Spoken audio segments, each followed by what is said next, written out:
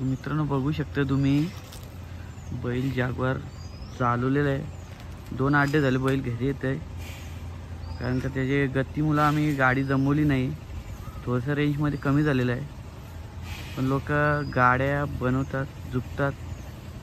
आम्ही बघितले आता टायर आणलेला आहे आम्ही, कारण का खालून बैल जर कमी निघतोय, पुढे वाढतोय. खालना पण बैल तेवढाच पॉवरफुल वाढला पाहिजे. तर दादा बैलाला बांधतोय. जर कुणाला बैलाला जर गती वाढवायची असेल तर टायर लावून तुम्ही बैल चालू शकताय. तर समजेल तुम्हाला थोड्याच वेळेत चालवताना कसा दिसतो बैल, कारण चालून आल्यावर समजेल का बैल कसा चालतो.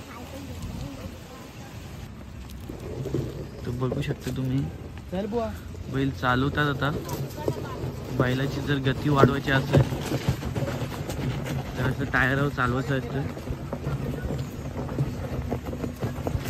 तुम्ही बोलतात बैल आमचा जर कमी पडते पुढे आल्यावर, तर या प्रकारे तुम्ही बैल चालवत जा. तुमचा 100% बैल परफेक्ट होणार.